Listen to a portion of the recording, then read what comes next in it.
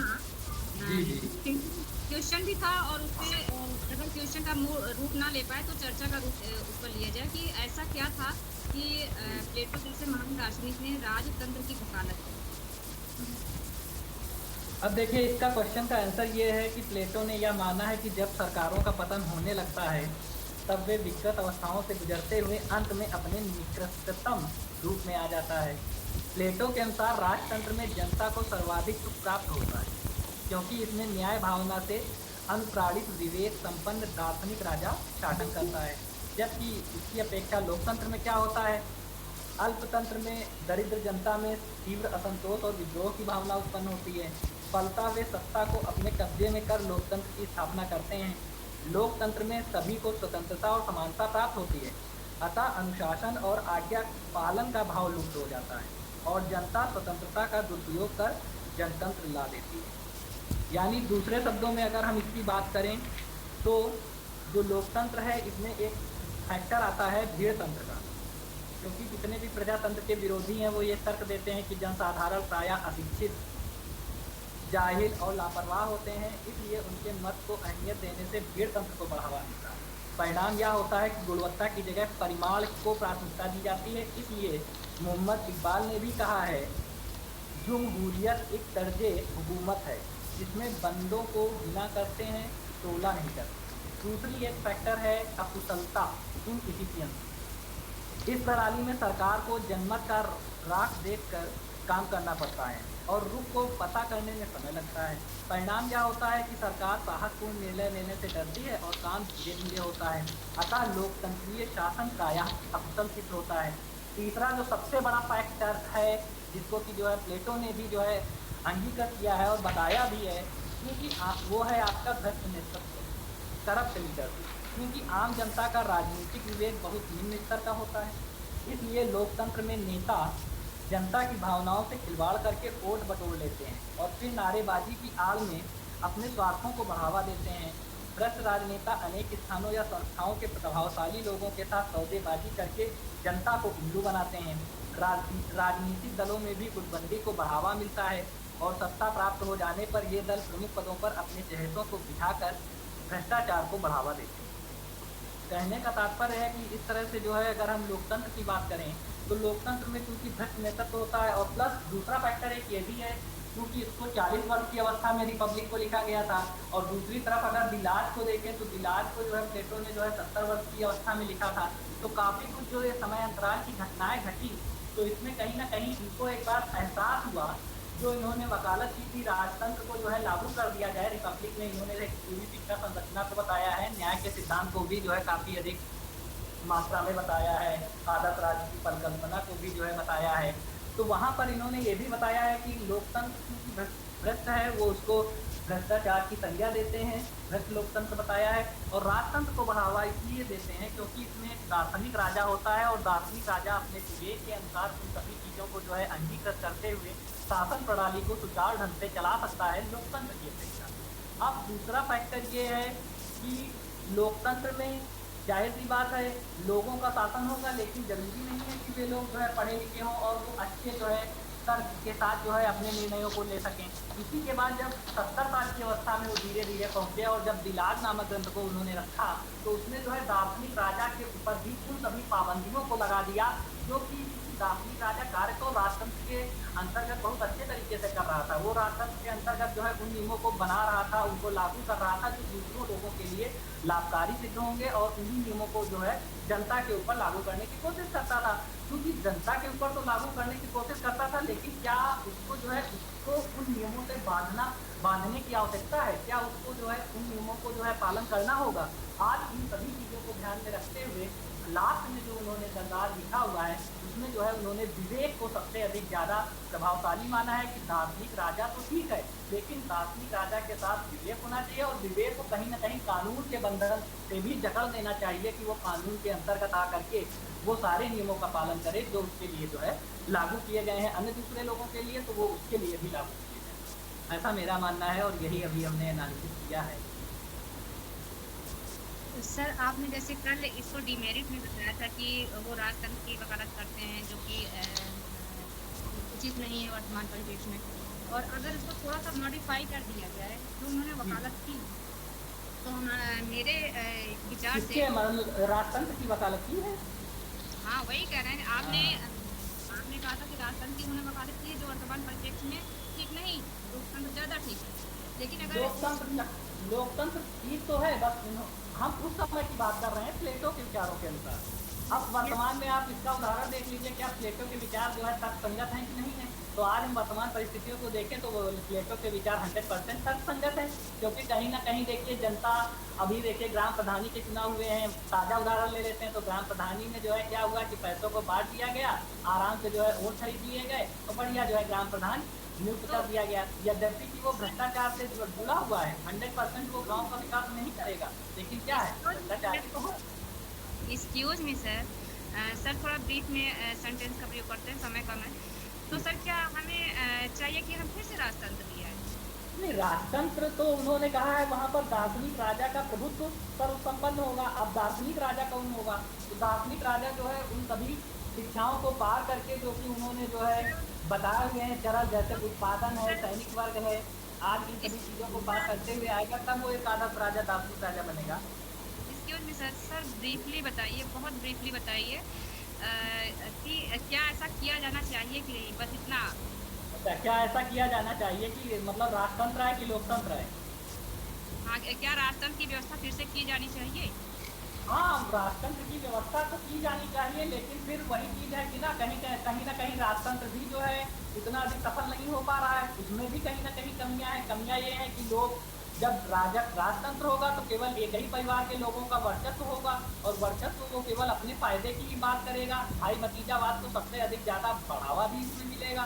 तो राजतंत्र जो है विशेष रूप से नहीं लाभकारी होगा। अब ये यही उदाहरण ले लीजिए, जैसे केरल की जनता है, केरल की जनता देखिए स्पष्ट करती है न्याय, उसमें जो है किसी भी प्रकार का कोई भ्रष्टाचार व्याप्त नहीं रहता है कि लोगों का जब चुनाव किया जाता है तो वो किसी राजनीतिक गुट निरपेक्ष की जो है भावना में आकर के जो है ग्रसित होकर के वो जो है वोट करेगी।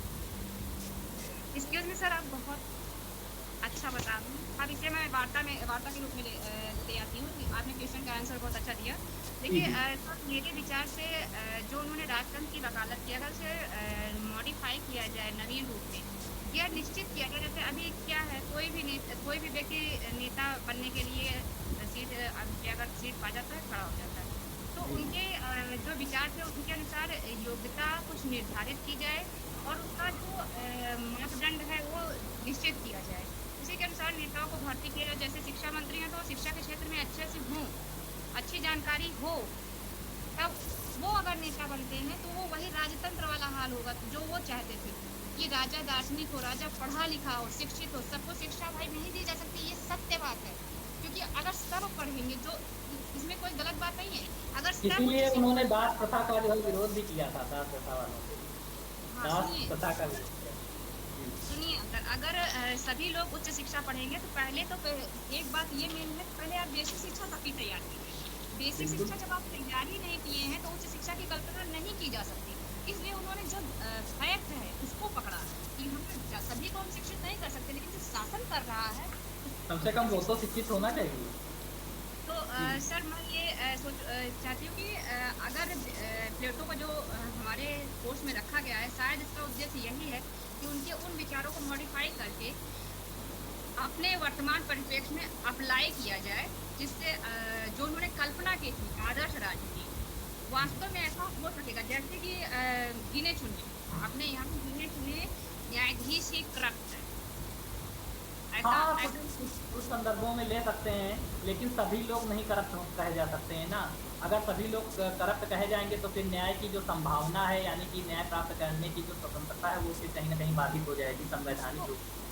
वो इंडिविजुअल उनका कोई, ये तो सब में होता है, किसी ना किसी में पद तो वैसा पद। जी उसी जी तरह जी। हम जिस भी क्षेत्र के बन रहे हैं और उस क्षेत्र में ज्ञान प्राप्त किए रहेंगे, अगर आप अध्ययन कर रहे हैं, बार बार अगर आप अध्ययन कर रहे हैं कि हमें हमें किसी की मदद करनी चाहिए और उसको प्रैक्टिकल में भी ले रहे हैं, तो वो आपका स्वभाव बन जाएगा, तब आप वैसा ही करेंगे। तो वही उनका कहने का मतलब था कि ऐसे शासक होने चाहिए जो पढ़े लिखे हों, दार्शनिक हो, विवेकी हो, और जी ऐसा जी ही बिल्कुल। वर्तमान परिप्रेक्ष्य भी होना चाहिए। जी नाम बिल्कुल। नाम लोकतंत्र का हो, लेकिन जो काम है उसको मॉडिफाई करके जितने भी नेता हैं, विधायक हैं, प्रधान हैं, सबको उचित ही मतलब योग्यता होनी चाहिए, तभी ये सफल हो पाएगा अनुसार। जी जी जी अन्यथा ये लोकतंत्र का कोई वैल्यू नहीं होता। जी थैंक जी। You sir. Okay. Thank you. Okay, और किसी का कोई क्वेश्चन है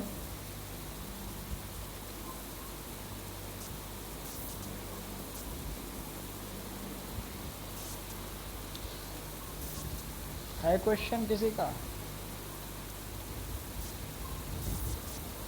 ठीक है,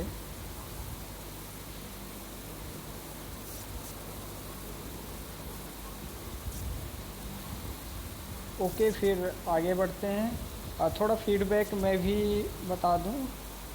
जी सर बिल्कुल हाँ, आप जरूर। Okay okay. जैसे इन्होंने जो पाठचर्या के बारे में आपने बताया था, तो पाठचर्या में आपने कितने स्तर के बारे में चर्चा की थी? 8 स्तर केवल तक? 3। नहीं नहीं, जी जी जी जी हाँ, वो 8 स्तर की। हाँ, अष्टम स्तर तक आपने बताया था, 35 से 50 वर्ष आयु तक, लास्ट 50 वर्ष आयु तक। लेकिन यहाँ जी पर जी व्यवस्था। एक और स्तर के बारे में भी बताया गया है, जो 9वां स्तर है, जो 50 जी वर्ष से मृत्यु तक की स्तर के बारे में इसमें बताया गया है। ठीक है, जी सर वो पॉइंट नहीं है। हाँ, ओके। इसमें ये बताया गया कि प्लेटो कहते हैं कि 50 वर्ष की आयु के बाद में जो नागरिक होंगे, उनको शासन भार से मुक्त कर देना चाहिए और उन्हें आत्मज्ञान करने की सलाह देनी चाहिए। मीन्स आत्मज्ञान की ओर वो बढ़ें।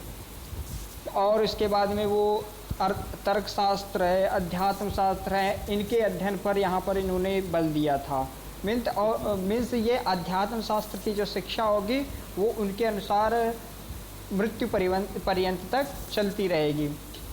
हाँ, प्लेटो का ये भी मानना था कि चिंतन मनन और ये ध्यान से ईश्वर की प्राप्ति संभव की जा सकती है और मनुष्य उसे प्राप्त कर सकता है। और ये 9वां स्तर 50 वर्ष की आयु के बाद मृत्यु पर्यंत के बारे में बताया। हाँ, और यहाँ पे ये भी बोला जाता है कि मनुष्य, प्लेटो कहते हैं, मनुष्य पार्थिव शरीर नष्ट होने पर देवों की भांति पूजा जाता है। ऐसा ही इन्होंने यहाँ पर भी बताया है। ओके, और इसके बाद में आपके जो रेफरेंस आपने लिखा था, तो रेफरेंस में पेज नंबर आपने ऐड नहीं किए थे, तो आप उसको ध्यान दीजिएगा, क्योंकि रेफरेंस हम लिखते हैं तो रेफरेंस में पूरा आप लिखा कीजिएगा। मतलब मीन्स जो भी आपको बुक्स में अवेलेबल हो वो चीज़ें लिख दो। संस्करण है, राइटर है, वो ईयर है, पेज नंबर है, आपने किस पेज से किस पेज तक लिया है, ये सारी चीज़ें आप लिखना आवश्यक है, क्योंकि पूरा रेफरेंस आपका तभी होगा। हाँ हाँ, उनको आप थोड़ा सा देख लीजिएगा। और आपकी हाँ, और अगर पेज नंबर नहीं मालूम है तो उसको हेडिंग बिब्लियोग्राफी डाल सकते हैं सर। जैसे मान लीजिए हमने जो समझ के लिखा है या पेज नंबर नहीं तो उसमें बिब्लियोग्राफी डाल दें। हाँ, ओके ओके, कर सकते। हाँ, पेज नंबर वैसे तो अगर आप बुक्स से लिख रहे हो तो पेज नंबर आपको ऑटोमेटिकली पता होगा। जर्नल से लिख रहे होगे वहाँ से भी आपको पेज नंबर मिल जाएगा। थीसिस से लिख रहे होगे वहाँ से भी आपको पेज नंबर मिल जाएगा, है ना। तो पेज नंबर तो आपको मिलना है। और वैसे आपकी पीपीटी थी, काफ़ी अच्छी बनी थी, बहुत अच्छी बनी थी, काफ़ी नहीं बहुत अच्छी बनी थी। और मैंने नोटिस किया है कि आपकी पीपीटी में टाइपिंग एरर जैसी कोई भी मिस्टेक्स नहीं है। एक आध जगह पर मैंने जो वीडियो बनाया था उसमें टिक किया था, तो वहाँ पर थोड़ा सा गलत है एक जगह, बाकी पीपीटी में कोई भी एरर नहीं है। ये काफ़ी अच्छी बात है, आपने बिल्कुल ध्यान से बनाया है। और आपका जो मैटर है वो काफ़ी आपने गहराई से इन चीज़ों का अध्ययन किया है। वैसे तो बुक्स में जो आप देखोगे तो उसमें तो थोड़ा सा भाई ज़्यादा कुछ नहीं दिया है, काफ़ी आपने गहराई से चीज़ें को ढूंढने की कोशिश की। जो उनके दार्शनिक चिंतन, यहाँ पर हमें शैक्षिक चिंतन पढ़ना था, लेकिन आपने दार्शनिक चिंतन को भी बहुत अच्छी प्रकार से बताया है। ये काफ़ी आपकी सराहना। हाँ, ओके, ठीक है, आप और भी कोशिश कर सकते हैं और भी आप अच्छी अपनी पढ़ाई की। तो अंत में कह सकते हैं कि प्लेटो को यहाँ पर बोल के मैं समाप्त करता हूँ, और शैलेंद्र अपनी स्लाइड ओपन करना और स्टार्ट करते हैं। जैसे हम लोग देखते हैं कि साहित्य के क्षेत्र में किसका स्थान सर्वोपरि है, आप लोग जानते हो? सर इंग्लिश में तो शेक्सपियर। हाँ, okay, yes yes yes yes. साहित्य के क्षेत्र में जो स्थान पाश्चात्य में शेक्सपियर का है, वही कह सकते हैं दार्शनिकों में जो स्थान होगा वो प्लेटो का है। यहाँ पर जैसे एक दार्शनिक है वर्ड्सवर्थ, इन्होंने इन्होंने प्लेटो को यूनान का सबसे बड़ा और बुद्धिमान दार्शनिक माना है। यहाँ पर लॉर्ड मैकाले, आप लोग पढ़े होंगे, लॉर्ड मैकाले कहते हैं प्लेटो के बारे में, कह रहे हैं कि इससे बड़ा, मतलब प्लेटो से बड़ा मेधावी पुरुष अभी तक पैदा ही नहीं हुआ है। मीन्स प्लेटो के बारे में लॉर्ड मैकाले के भी बहुत अच्छे विचार थे, उनके आदर्श के रूप में थे, है ना। और इमर्सन जो एक दार्शनिक थे, उन्होंने भी कहा है कि प्लेटो तत्व ज्ञान है और तत्व ज्ञान प्लेटो है। ये सारी चीज़ें हैं इन सब प्लेटो के बारे में। और भी आप लोग जो ज्ञान सिद्धांत पढ़े थे, वो हम लोगों ने फर्स्ट यूनिट में उन सबको पढ़ा है, जिसमें से देकार्ते हैं, स्पिनोजा है, लाइबनिज है, और इनमें कांट, हेगल, मूर, रसेल, इन सब के बारे में हम लोगों ने पढ़ा। ये सब ज्ञान के बारे में क्या कहते हैं। यहीं पर प्लेटो ने भी, यहाँ पर भी ज्ञान क्या है, प्रत्ययों के माध्यम से ज्ञान की प्राप्ति कैसे की जा सकती है, क्या होते हैं, ये सब चीज़ें यहाँ पर आप बताएं। ठीक है, ओके। और अब समाप्त करते हैं प्लेटो। अब इसके बाद में शैलेंद्र, आप अपना पीपीटी ओपन कर दिए और जिस माध्यम से भी आपको पढ़ाना हो, और शैलेंद्र आप स्टार्ट कीजिए।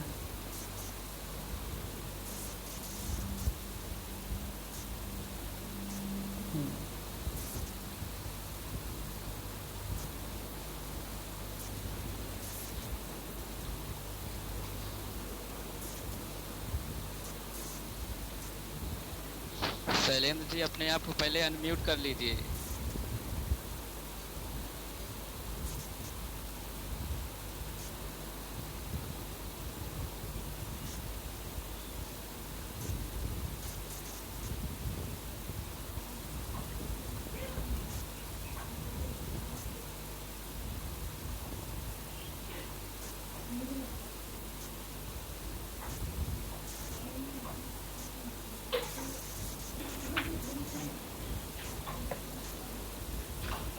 स्लाइड शो हो रही है सर? हाँ, ओके, शो हो रही है। यस सर, हो रही है।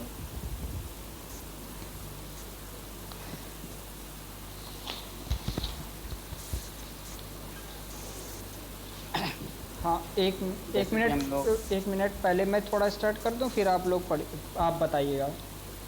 जी सर। जैसे हम लोग जानते हैं कि मनुष्य की फितरत क्या होती है, मनुष्य क्या चाहता है। मनुष्य की फितरत होती है कि वह कभी भी अपनी वर्तमान स्थिति से संतुष्ट नहीं होता है, चाहे वो हम कह सकते हैं बौद्धिक स्थिति से हो, चाहे वो भौतिक स्थिति से हो, चाहे वो आध्यात्मिक स्थिति से हो। मीन्स किसी भी स्थिति से मनुष्य अपनी वर्तमान स्थिति से नहीं संतुष्ट होता है। वह हमेशा क्या करना चाहता है, विकास करना चाहता है।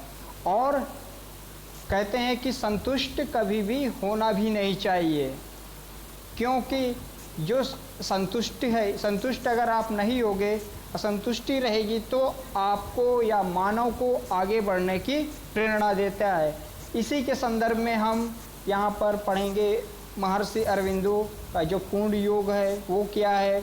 इसी के संदर्भ में देखेंगे अरविंदो के अनुसार क्या कहते हैं कि सृष्टि का विचार क्या है, और देखेंगे कि मानव अपने विकास के द्वारा उस अतिमानस की स्थिति तक किस प्रकार से पहुंच सकता है, और मानव अपने जीवन में आनंद की अनुभूति कैसे कर सकता है, और देखेंगे मानव अपने जीवन में सत्य को कैसे जान सकता है। इन सब के उत्तर अब अरविंदो के विचारों के द्वारा, इनके अध्ययन से हम पढ़ेंगे। शैलेंद्र जी, अब स्टार्ट कीजिए आप अपना।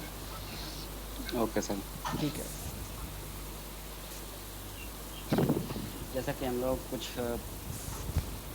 पाश्चात्य दार्शनिकों के बारे में पढ़ चुके हैं, कुछ भारतीय दार्शनिकों के बारे में पढ़ चुके हैं।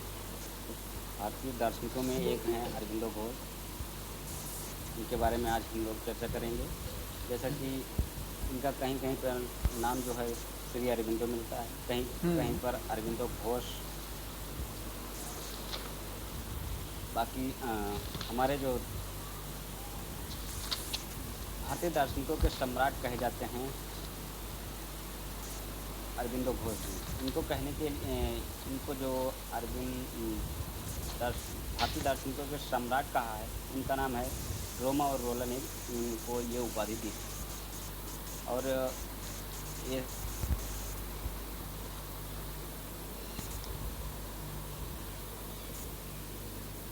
भी कहकर इनको पुकारा जाता है। इस डॉक्टर फ्रेडरिक स्पेजल वर्ग ने इन्हें हमारे युग का पैगंबर भी कहा। अरविंद घोष भारतीय पुनर्जागरण तथा भारतीय राष्ट्रवाद की एक महान विभूति थी।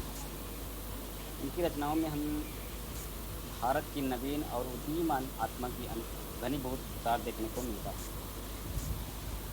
अरविंद प्रथम भारतीय राष्ट्रवादी थे जिन्होंने पूर्ण स्वतंत्रता प्राप्ति को भारत के राष्ट्रीय एवं राजनीतिक संघर्ष का उद्देश्य माना था। आध्यात्मिक राजनीति और राजनीति का आध्यात्मिकरण अरविंद की भारतीय चिंतन को अनुपम देन। अब थोड़ा सा इनके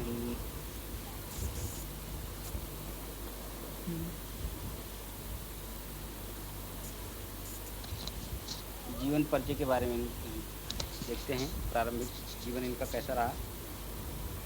प्रारंभिक जीवन इनका 15 अगस्त 1872 को कलकत्ता में हुआ था। इनके पिता प्रेमघन एक सफल चिकित्सक थे और पाश्चात्य सभ्यता और संस्कृति के विशेष भक्त थे। वे अरविंद को भी भाषा, रहन सहन और विचारों से अंग्रेज बनाना चाहते थे। अरविंद 14 वर्ष तक इंग्लैंड में रहे और वे मैनचेस्टर, लंदन और कैम्ब्रिज में उनकी शिक्षा हुई। उन्होंने इंग्लैंड में ग्रीक और लैटिन की प्राचीन साहित्य को गंभीर और सूक्ष्म अध्ययन किया और भाषा पर पूर्ण अधिकार प्राप्त नहीं किया, लेकिन अपितु उसमें फ्रेंच, जर्मन और इटालियन आदि जैसे अनेक यूरोपियन भाषा को भी सीखा था।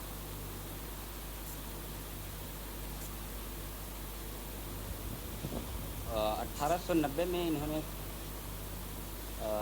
वह कैम्ब्रिज के किंग कॉलेज में इनकी भर्ती कराई गई थी और उन्होंने ICS की परीक्षा में सफलता प्राप्त करते हुए 11वां स्थान प्राप्त किया था।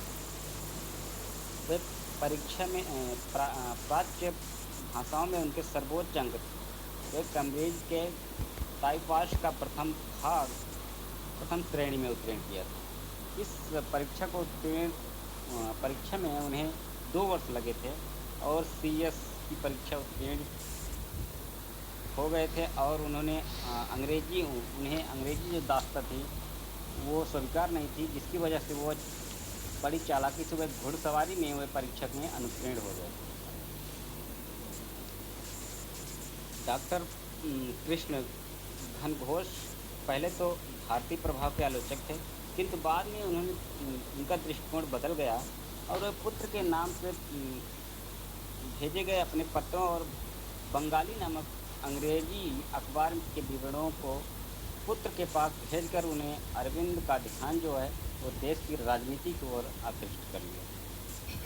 फिर इंग्लैंड में वे इंडियन मजलिस तथा द लोटस एंड ड्रैगन नामक संस्थाओं के भी संपर्क में आए और यूरोपीय स्वतंत्रता आंदोलन ने भी उन पर प्रभाव डाला।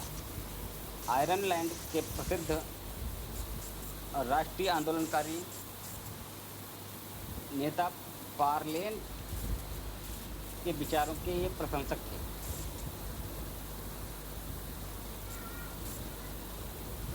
1993 में ये भारत लौट करके आए तो वे बड़ौदा के गायकवाड़ नरेश महाराज सयाजीराव के यहाँ ये 13 वर्ष तक नौकरी करते रहे। पहले वे सेंटिमेंट विभाग में, फिर स्टाम्प विभाग में और फिर रेवेन्यू विभागों में रहे। फिर बड़ौदा कॉलेज में अध्यापक बने। और कॉलेज से पहले वे फ्रेंच के प्रोफेसर बने। इनके पश्चात वे अंग्रेजी के प्रोफेसर नियुक्त किए गए। कुछ दिन वे वाइस प्रिंसिपल के पद पर भी रहे और इसी बीच उन्होंने संस्कृत और अन्य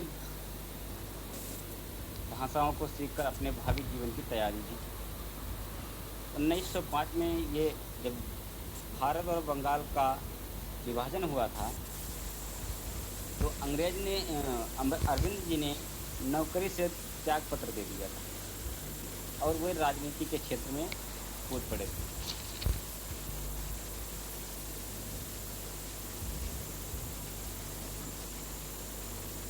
वैसे तो वो पहले भी राजनीति में थे, लेकिन वे गुप्त रीति से थे। उसके बाद पहले से उन्होंने वारिंद घोष के युगांतर साप्ताहिक में अनेक लेख लिखे थे। बिपिन चंद्र पाल के वंदे मातरम साहित्यिक साप्ताहिक में सम्मिलित हुए और वह 1909 में कर्मयोगिन नामक एक साप्ताहिक पत्र स्वयं प्रारंभ किया। उन पत्रों में प्रकाशित और उन लेखों का प्रभाव बंगाल के विचारों पर ही नहीं बल्कि संपूर्ण देश के विचारकों पर पड़ा। वे देश के गुने चुने राजनेताओं में माने जाने लगे। अब वे अखिल भारतीय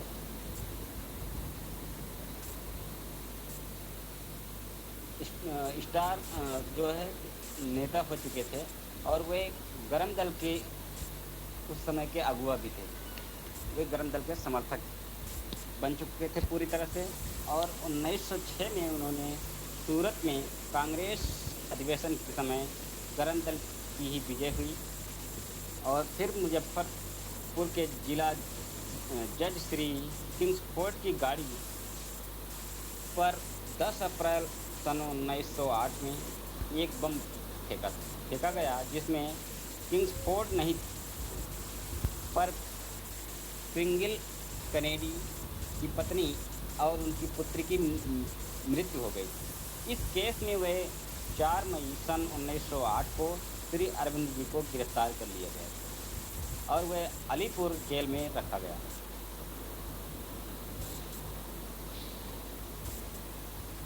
तेरह अप्रैल सन 1909 को देशबंधु चित्तरंजन दास के अकाट्य तर्कों और कुशल पैरवी के कारण वे उसे जेल से मुक्त कर दिया गया।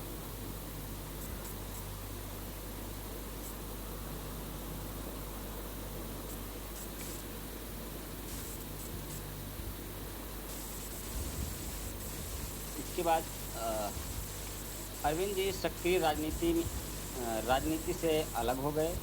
वे जो है सन 1913 में उनकी जो है भेंट जो है स्वामी ब्रह्मानंद से हो चुकी थी और वह आध्यात्मिक साधनों के मार्ग में धीरे धीरे बढ़ते रहे। उन्होंने जब उनकी भेंट विष्णु भास्कर लेलेस नामक एक मराठी योगी से हुई जिसके साथ 3 दिन तक वे अपना सारा राजनीतिक कार्य स्थगित करके साधना की। इस साधना से उन्हें कुछ आध्यात्मिक अनुभव हुए और इसके बाद वे उनके कार्यों, विचारों और भाषणों पर आध्यात्म की छाप दृष्टिगोचर होने लगी।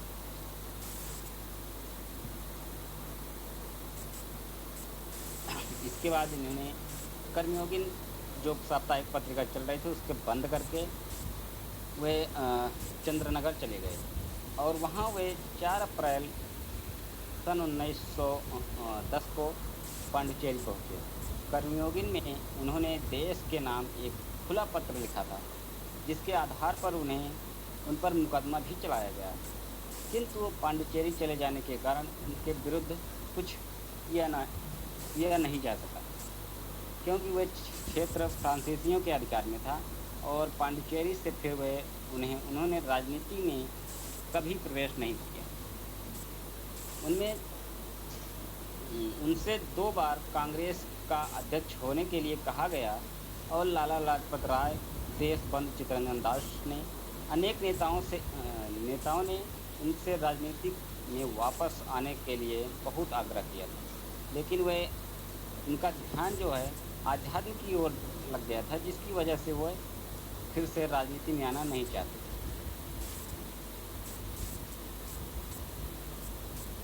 उन्होंने 1910 से 1917 तक गुप्त साधना की और वह सार्वजनिक लेख नहीं लिखे।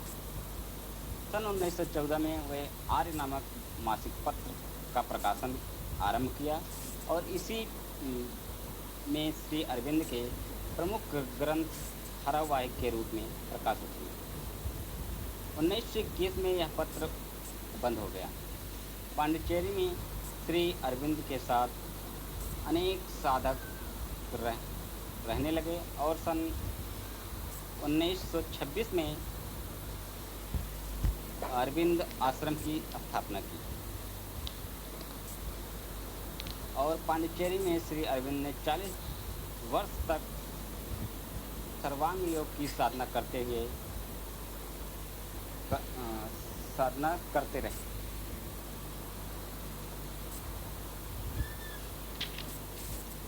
इसके बाद सन 1950 को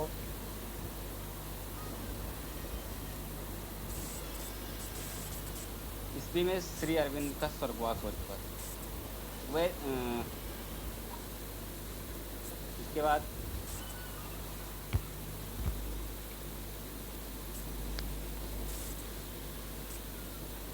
अरविंद जी जो है आदर्शवादी थे। वे दर्शन का आधार जो है उपनिषद का वेदांत था।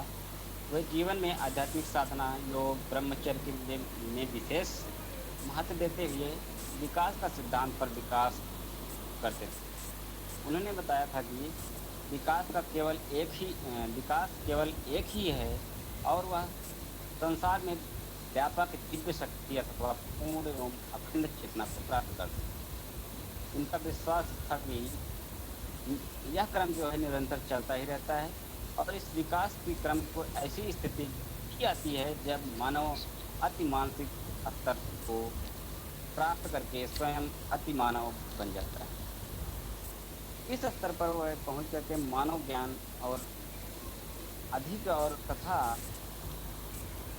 प्रकाश से अधिक प्रकाश की ओर बढ़ता रहा। धीरे धीरे वे उसे आश्चर्य, शांति और वास्तविक सुख का आनंद प्राप्त होते हुए सृष्टि के रहस्य तथा व्याप्त सत्यता का पूर्ण ज्ञान हो जाता है। इनका विश्वास था।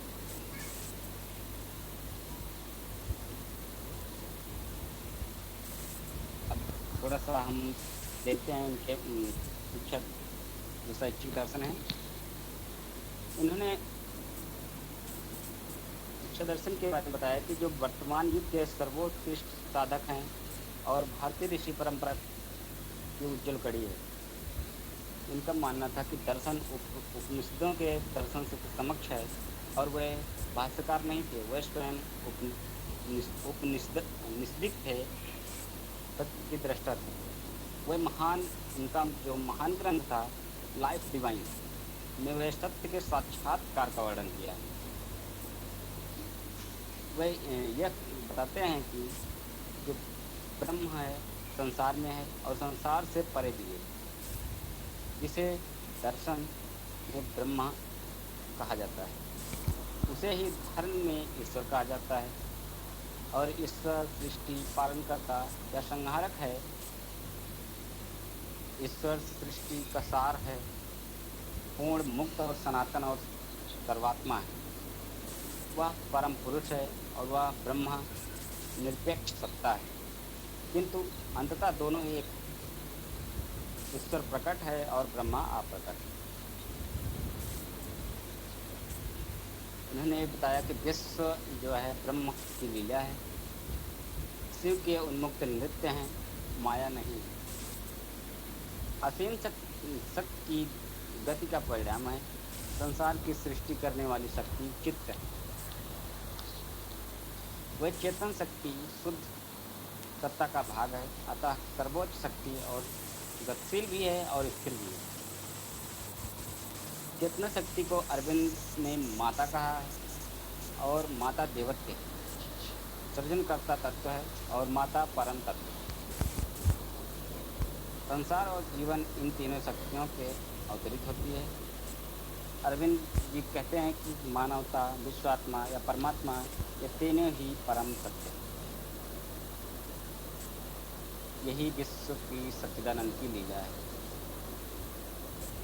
पर वह परम तत्व अनेक में एक की अनुभूति के लिए उस सृष्टि को बिगाड़ भी सकता है और एक में अनेक की अनुभूति के लिए उन्हें पुनः बना भी देता है।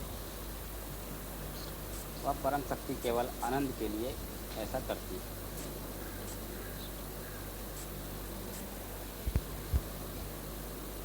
अरविंद जी का शिक्षा दर्शन आध्यात्मिक साधना, ब्रह्मचर्य, योग पर आधारित है। उनका विश्वास है कि इस प्रकार की शिक्षा से मानव का पूर्ण विकास किया जा सकता है। उसके बाद देखते हैं अरविंद का जो कथन है, सच्ची और वास्तविक शिक्षा केवल वही है जो मानव के अंतर्निहित शक्तियों के इस प्रकार विकसित करती है, वह उनसे पूर्ण रूप से लाभान्वित होता है।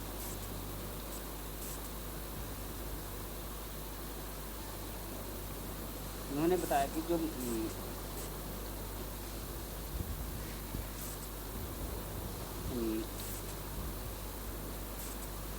बालक के अंदर जो है अंतर्निहित शक्तियाँ हैं, वही है सच्ची, उनको विकसित करना, यही मुख्य वास्तविक शिक्षा है।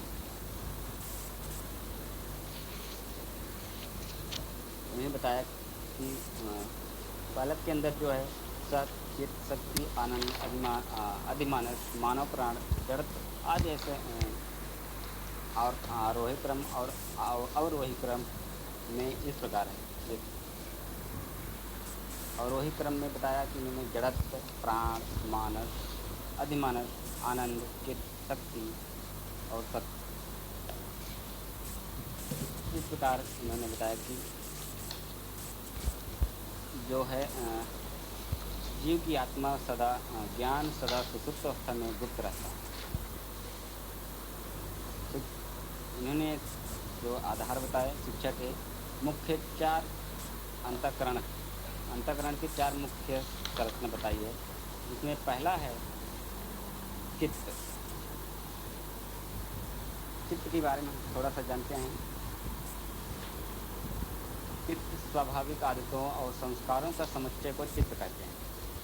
हर इच्छा बुद्धि रूपी न्यायाधीश से गुजरने के बाद कार्य रूप में परिणत होती है और लंबे समय तक एक ही प्रकार की इच्छाओं के कार्यरत होने से मनुष्य की उसकी आदत, जो विचार, आदत, संस्कार चित्त में पड़ जाता है, उससे पीछा छुड़ाना बहुत ही कठिन होता है। और वे बताते हैं कि जब हम कोई बात याद करते हैं तो वह क्षण कर चित्त में एकत्र होती है और वह भूतकालिक मानसिक संस्कार और चित्त रूपी स्मृति कोषों से ही क्रियाशील स्मृति कभी कभी कुछ चीज़ों को चुन लेती है और वह चुनाव करके कुछ उपयुक्त और कुछ अनुयुक्त हो जाता है। इसके प्रशिक्षण की आवश्यकता होती है। इससे उसके चित्त में वो बना रहता है और उसे प्रशिक्षण के द्वारा उसे बाहर किया जाता है। दूसरा है मानस। मानस में इन्होंने बताया कि जो इसमें एक अन्य पटल एकत्र होते हैं और इसे ही दर्शन की भाषा में मस्तिष्क कहा जाता है।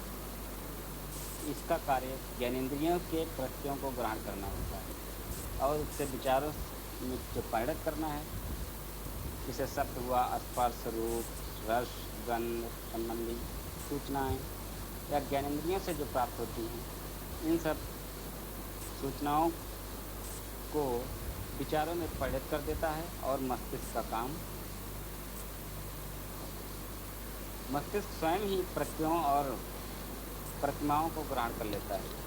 इस प्रकार 5 ज्ञानेंद्रियों के अतिरिक्त वह स्वयं ही एक ऐसा उपकरण है। उत्तम विचार के लिए 5 ज्ञानेंद्रियों और मस्तिष्क का भी प्रशिक्षण होना चाहिए। आवश्यक होता है। उन्हें इन क्षमों का उपकरणों को सक्षम बनाना है, वो भी प्रशिक्षण के द्वारा। श्री अरविंद जी का ये मानना था। इसके बाद हम देखते हैं इनका अंतःकरण का जो तीसरा मुख्य पटल था, बुद्धि। मस्तिष्क जिस ज्ञान को प्राप्त करता है उसे व्यवस्थित करने का वास्तविक यंत्र बुद्धि होती है। विचार शक्ति का पटल है और शिक्षक के लिए बुद्धि का सर्वाधिक महत्व होता है। जिसे रचनात्मक, विश्लेषणात्मक, संश्लेषणात्मक या आलोचनात्मक शक्तियाँ जो निहित होती हैं, और बुद्धि दो भागों में विभक्त है। इनका प्रथम होता है प्रथम पक्ष, दाहिने हाथ सोचने या विचारने या निर्णय करने, स्मरण करने, आदेश देने या अवलोकन करने में या परिकल्पना करने की शक्तियों से संपन्न होता है। और जो दूसरा होता है यह आलोचनात्मक, विश्लेषणात्मक शक्तियों से युक्त होता है। बुद्धि का दूसरा पक्ष अंतर बताने और अन्वेषण करने के तर्क वितर्क के बाद परिणाम निकलने में कुशल होता है और ज्ञान की अधिष्ठा है। और बायां जो है भाग है ज्ञान का सेवक मात्र। इन सब शक्तियों से तर्कपूर्ण विचार संभव है, अतः बुद्धि दोनों भावों में प्रशिक्षित करना आवश्यक होता है। इसमें मुख्य रूप से अरविंद जी ने प्रशिक्षण की बात की है कि इसमें कि वो मानसिक रूप से हर तरह से उसे प्रशिक्षित किया जाए, जिससे उसका विकास हो। उसके बाद आता है लास्ट पॉइंट, अंतःकरण के सत्य के प्रति अंतर्दृष्टि या चेतना शक्ति।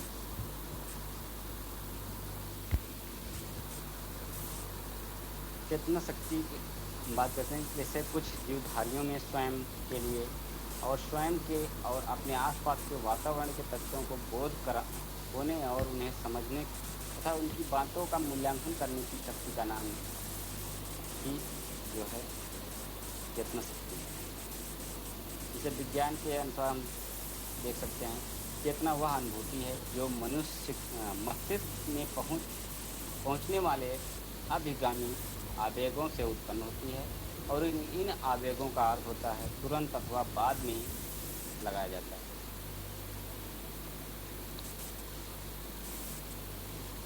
इससे जो ज्ञान का प्रत्यक्ष दर्शन होता है, इसके आधार पर व्यक्ति दृश्य कथन करने में समर्थ होता है।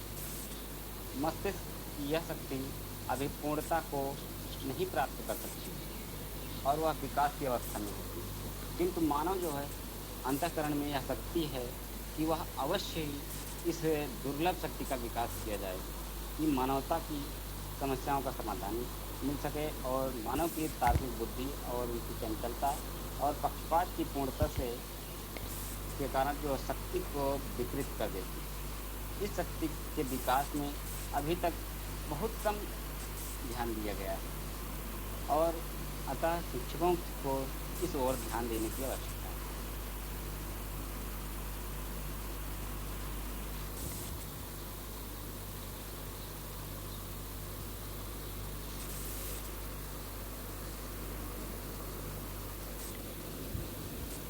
अब हम देखते हैं शिक्षा दर्शन के मूल सिद्धांत। अरविंद जी मानते हैं कि शिक्षा दर्शन शिक्षा वह शिक्षा होती है जो बालक के सामने स्वतंत्र पर्यावरण प्रस्तुत करे और उसकी रुचियों के अनुसार और उसकी क्रियात्मक, बौद्धिक, नैतिक एवं सौंदर्यात्मक शक्ति को विकसित करके उन्हें आध्यात्मिक विकास की ओर सहायता प्रदान करे। वे लिखते भी हैं कि सच्ची और वास्तविक शिक्षा वही है जो मानव के अंतर्निहित शक्तियों के समस्त शक्तियों को विकसित करके उसे सफल बनाने में सहायता प्रदान करती है। देखते हैं कि अरविंद ने क्या मुख्य जो है सिद्धांत दिए हैं। शिक्षा मातृभाषा के माध्यम से होनी चाहिए। कहने का मतलब जो भी शिक्षा दी जाए वो जो भी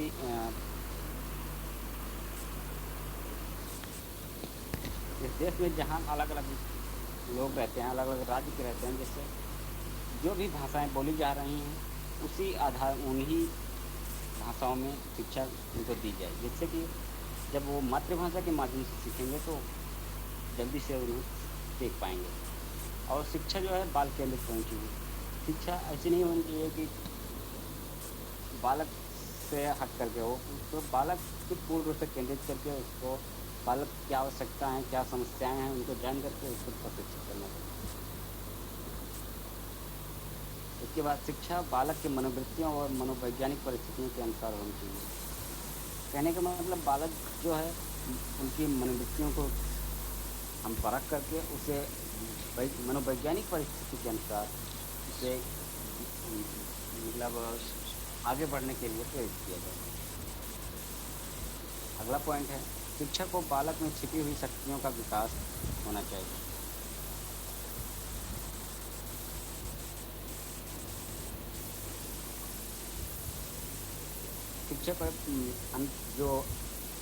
शिक्षक को बालक में जो छिपी हुई शक्तियों का विकास करना चाहिए। कहने का मतलब जो है उनके अंदर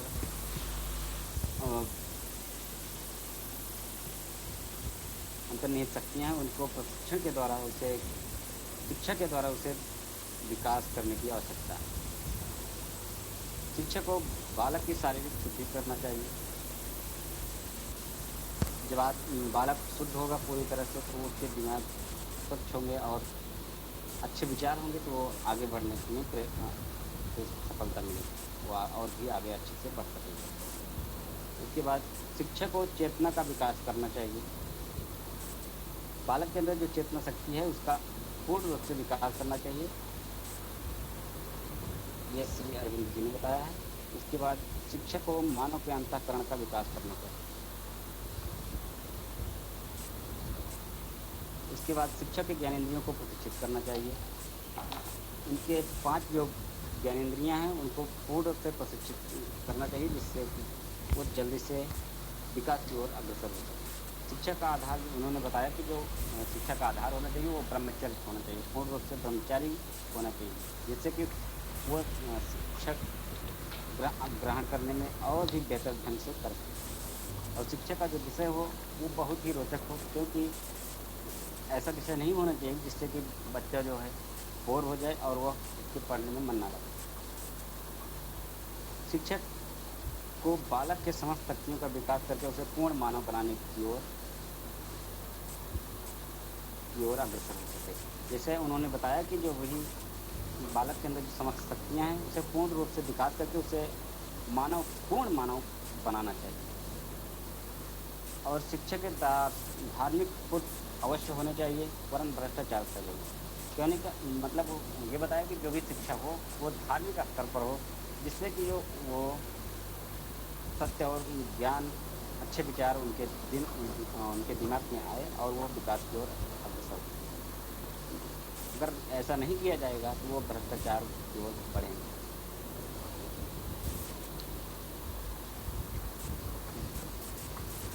जैसे कि समय हो चुका है, हम अपनी बातों को यहीं पर विराम देते हैं और इसके